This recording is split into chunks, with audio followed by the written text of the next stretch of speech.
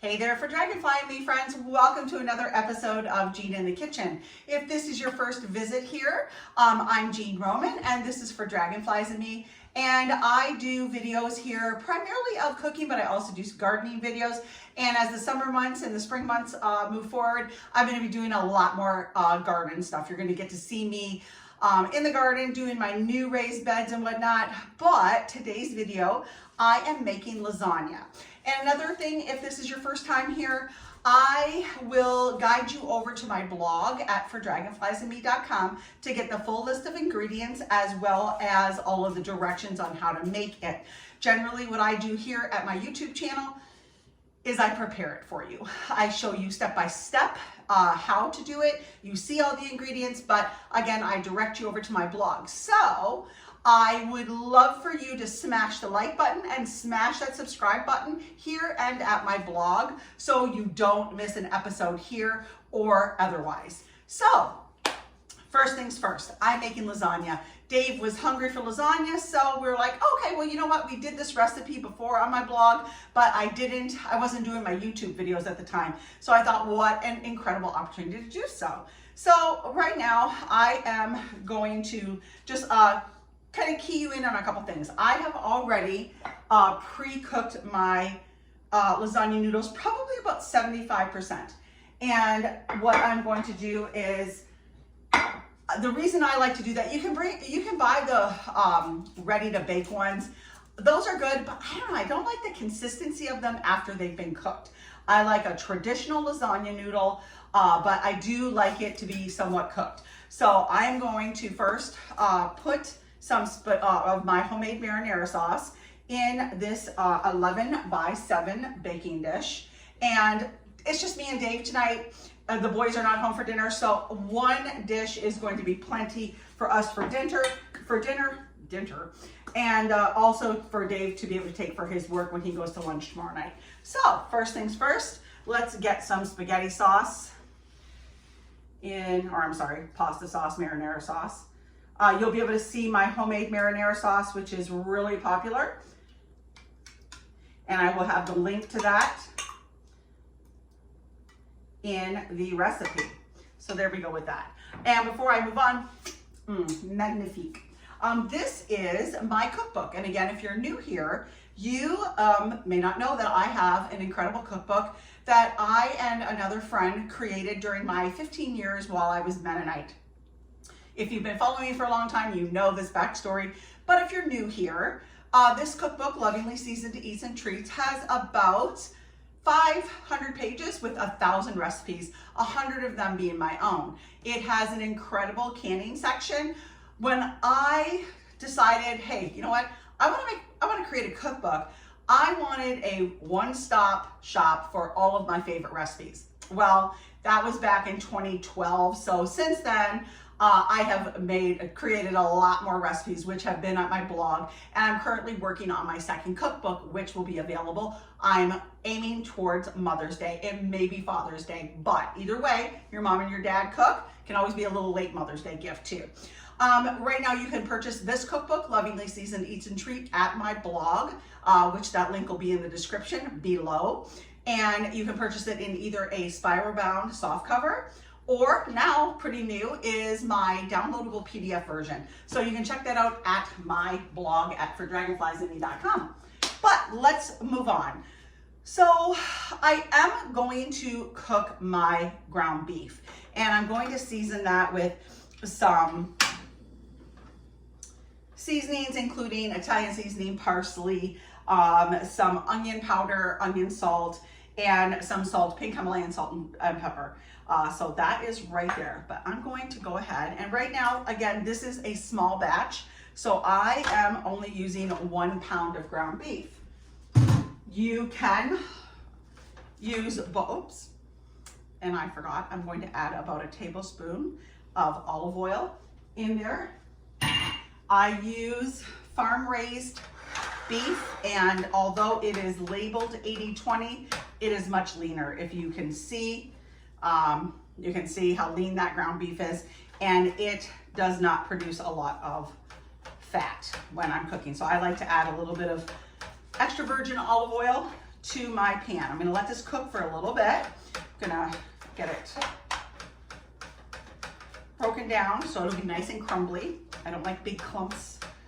Some people do, some people even put meatballs, but we're going to do it crumbly. And then I'm going to also add in my red onion to this.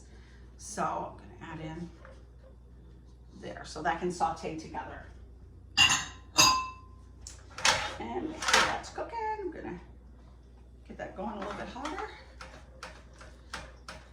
So while that is cooking, I'm just gonna let it cook for, I'm gonna get it sizzling here and get it cooking for about a minute, and then I'm gonna start adding in my seasoning.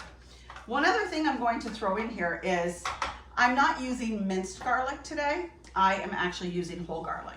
And what Dave and I do is we take a fresh garlic bulb and we cut the top off, and then we drizzle olive oil in it. We put it in some parchment paper or foil wrap, and then we bake it. And then we have our own baked garlic cloves, and we love it. We love it with steak, with a roast. Oh my gosh, it's so delicious. So I'm actually going to throw it in whole into my ground beef once that gets going. So while this is cooking, I'm actually, sometimes I will put a lid on my skillet so that it cooks faster, especially vegetables, but I don't want the steam to stay in there to where it's going to make more liquid on my, or in my pan. So right now while that's cooking, I am going to take some whole mushrooms. So traditionally, I would make lasagna with ground beef and a ground pork mixture with my seasonings. And then I will sometimes add green peppers, fresh. I don't saute the green peppers. I am going to saute these mushrooms. I like them better that way. You do not have to, but I'm going to. You can also already buy pre-sliced ones. I don't think the pre-sliced ones last as long in the fridge, which is why I do this. So once that ground beef is fried, I'm actually going to toss in a few or a couple tablespoons of butter, salted butter, and I'm going to saute these mushrooms. And I might have a few more, but we love mushrooms, Dave and I, and Evan. But of course, if you've been watching any of my videos with my son Aaron, you're gonna know he is not always a big fan of mushrooms or onions, but I don't baby him. And, despite what David would say, I don't. I do make him eat the things he doesn't always like. So what I'm doing right now is I'm going to take, oh gosh, if you have not read some of my testimonials for my cookbook or in my social media posts about my marinara sauce, it is just so delicious. And I make a bunch of it from my tomatoes in the summer. So now, like I said, as you saw, I put down some of my marinara sauce, and now I've put down 3 noodles. You're gonna have to, whatever size pan, if you use a 9x13, you're gonna adjust that. So these overlap a little bit, which is okay. So Dave likes a traditional lasagna, so do my boys and so do I. So this is ricotta cheese. So I'm going to take this first layer of noodles, and I'm going to take some ricotta cheese. And again, all the measurements will be in my blog. And so I'm going to carefully spread that out evenly throughout the bottom. I know some people will also, if you don't want to use ricotta cheese, they will use cottage cheese. Again, this is ricotta. And I prefer that. I would rather personally go without ricotta cheese and just use other traditional cheeses like Parmesan before I would put cottage cheese in my lasagna. But that is 100% my personal choice. Sometimes, today, I am making it pretty traditional with the ricotta, with the regular mozzarella, ground beef, and I'm not putting a lot of other ingredients in it, but sometimes I will make like a pizza lasagna where I'll put pepperoni, the ground beef with the mixture of ground pork, and then I will put bacon, I'll put green peppers, mushrooms, onions, and layer them that way. My favorite pizza toppings are bacon, mushrooms, and green peppers, so I love it in a lasagna as well. In my cookbook, I actually have my recipe called crock pot lasagna, which is really nice for a company or if you're having a party, and you basically build your lasagna in your crock pot. So again, I am going to finish frying this meat up, and it is almost done. There's very little grease in here. I'm going to, even after adding some olive oil, you can see there's just a teeny bit. And sometimes what I do, if I'm using my regular stovetop, I will actually turn the heat up to where it's super high and kind of just let it evaporate. And then, because I really feel that it does provide a lot of flavoring for your meat. And because there's so little, it's not going to really impact the texture of your lasagna or whatever you're making with the meat. So I'm going to do that. And I am going to get out my colander. I think I might drain it out. So there's that. Frank is in here. He's just hoping for a crumble of meat to fall. He's so ridiculous. If any of you are following me on Facebook and you watch, if you're a fan of Frankie Fridays, if you haven't started following him on TikTok, I created him a TikTok page. So it is Frank the Pug Love, L-U-V, and you can follow him on TikTok. He has already over 1,000 followers in like a week and a half, and more than me on Instagram. So follow me on Instagram. Maybe if I make it a competition, eh guys? But so I'm going to, this meat is just about done. And again, even if it's a little pink, it doesn't matter. You're going to be baking this lasagna for about an hour and a half. So whatever little pink that was left in your meat is not going to impact, be raw. So I'm going to do that. And I'm going to put that in my colander and let that drain up real quick. Now, I'm not going to turn that heat off, but I'm going to put in my butter. I think that's actually, butter makes everything better, right guys? So I am going to add in my mushrooms here, as well as my garlic now. And I'm going to let those saute together. So yum! In the sink.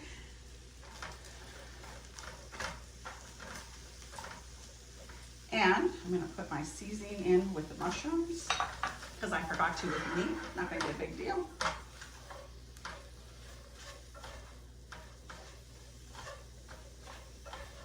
So, yeah. And I am actually going to add a little bit more olive oil. I would rather. There. About another teaspoon of olive oil right there. And get that sauteing. That's going to be so yum. And I am going to put the lid on this. Like I said, I did not do that with the ground beef because I wanted the moisture to escape. This is going to be fine. So I'm going to get that kind of layered out nicely right there. And I'm going to get my pot lid and cover that like that. So, okay. So now what I've got is I have my lasagna noodles, I have a layer of my marinara sauce, 3 noodles, my layer of noodles, and then my ricotta cheese. And now I am going to put in the fried and crumbled ground beef and onion, and I'm going to layer that evenly across. When I do a 9x13, I do 2 pounds of meat. But this is just right for me and Dave. I'm going to press that down, compact it down a little bit. And then I'm going to add a layer of mozzarella. Like that. And then I am going to put another layer of my delicious marinara sauce. And Dave likes things saucy. I don't mind things a little bit drier, but he likes things saucy, so I try to make things that everybody enjoys. And then once I do this, I am going to put the sauteed mushrooms and garlic on there. So, and then I'm reserving the remainder of that, my marinara sauce, for the top layer of the noodles. So this is smelling phenomenal. And now they are really sauteed. I want these to be a little bit more sauteed. So, and I like when fresh mushrooms kind of get that like golden, kind of like a char on the outside. And that's when I think it's good. So I'm going to layer this onto that. And then I'm going to put another layer of mozzarella cheese, another layer of my noodles, and then top it with the sauce. And then I like to also put a layer of Roma tomato across the top. So it kind of differentiates each slice. So I'm anticipating 6 slices of lasagna for this. So I'm going to cut 6 slices. Put that over there. And then so 1, 2, and I'll pop those down on there as a topping. This is fabulous. All right, so this is exactly how I want it. So you can kind of see right there. So I am going to turn that flame off, and I'm going to push this out of the way and move this a little more centrally located. And then I am going to put that on there.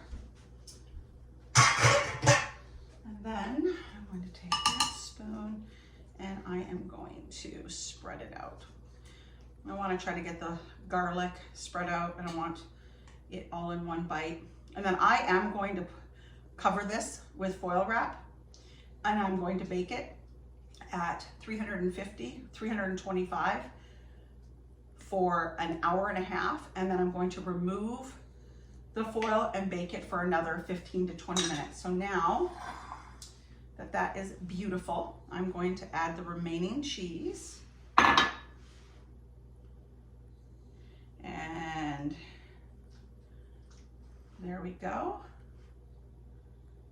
Then I'm going to layer those last 3 noodles. And look at that, perfect. I'm gonna flip that one over, that one wanted to turn. So tucking it in, and then I'm going to slather on. You can put more cheese too. We like a lot of cheese. Whoops. The thing that I want to make sure is that the noodles are covered in sauce, because I do not want those to dry out. The last thing I like is crunchy lasagna noodles. But one thing that will help with that is the foil wrap that I'm going to cover this up with.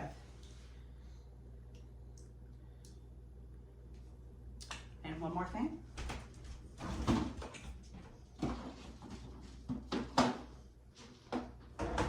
I am going to sprinkle it. I'm going to put my tomatoes, 1, 2, 3, 4, 5, and 6. And then I'm going to sprinkle it with a little bit of Parmesan cheese. I do use the foil wrap that has the one side, no stick. And so I'm going to bake this again at 325 for about an hour and a half, hour and 20 minutes. I'm going to take the lid off, make sure it's bubbling. One thing I do recommend, a little pro tip, friends, is I am going to put this on a baking sheet. So it is more than likely going to bubble over a little bit, and I don't want that in the bottom of my oven. And so that is going to help prevent that. Oh my gosh, I love my marinara sauce. So friends, I just thank you so much for joining me here today. And again, I usually show you the finished products over at my blog. So I will be posting this, and you'll be able to see this delicious finished product, our lasagna. But like I always tell you guys, Thank you so much for being here. And again, please smash that like button, smash the subscribe button. Be sure to do that at my blog as well as my YouTube channel here. And if you're not already following me on Instagram and Facebook, you definitely want to go there. I do great content there. Super fun reels of recipes upcoming, and if you missed them on Instagram, so if you're not subscribed someplace else, you still have a chance there. But please follow me on everything that I do because there's great content, including my podcast. So friends, like I always say, thank you for joining me, and be sure to eat fresh, shop local, and have a happy day. See you next time, friends.